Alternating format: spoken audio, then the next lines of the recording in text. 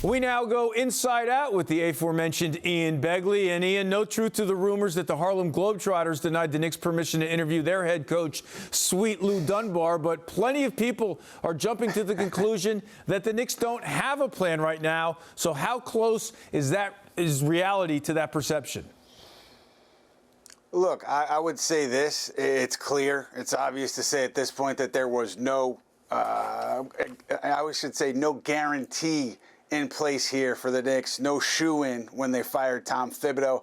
I think the plan now is kind of what you're seeing. They're kicking the tires on everything. They're turning over every stone they can to try to get an idea of who is and who is not available during this search.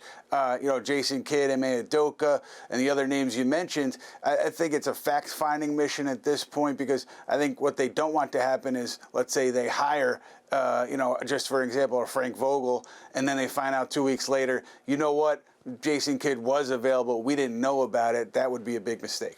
Take us inside life in the NBA. Does having permission denied to speak to a coach automatically disqualify that coach as a candidate?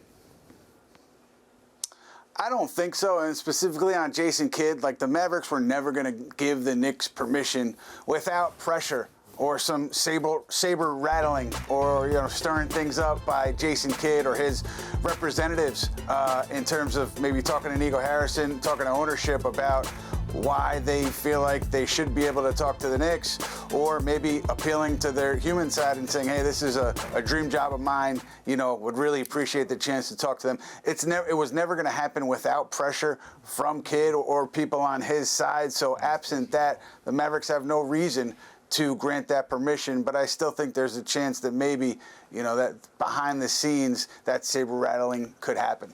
Now, throughout the day on Wednesday, you reported that the Knicks are going to cast a wide net for candidates. Johnny Bryant and Michael Malone are still out there, but who else might be part of that wide net that the Knicks are expected to cast? I'll just say, quickly on Malone and on Bryant, I don't think right now either of those guys are in the top tier of that Knick list. If there is a list, I just think at the moment they're not all the way up there. Things can obviously change, but I think that's where it sits right now. I also think you have to look at the other head coaches with experience that are unemployed. A Mike Brown comes to mind, a Taylor Jenkins comes to mind. I'm sure as the Knicks are, covering all their bases, you have to at least bring those guys in to interview or gauge their level of interest. So I'm sure they're checking all their boxes there. All right, Ian, now to the roster. What are you hearing on the Kevin Durant to the Knicks front?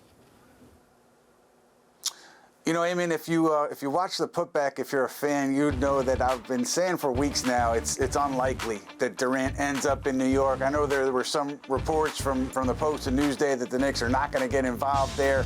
I believe those to be accurate, although I think it would be missing an opportunity not to at least check in with Phoenix and see what the price would be and see what the price of a Kevin Durant extension would be.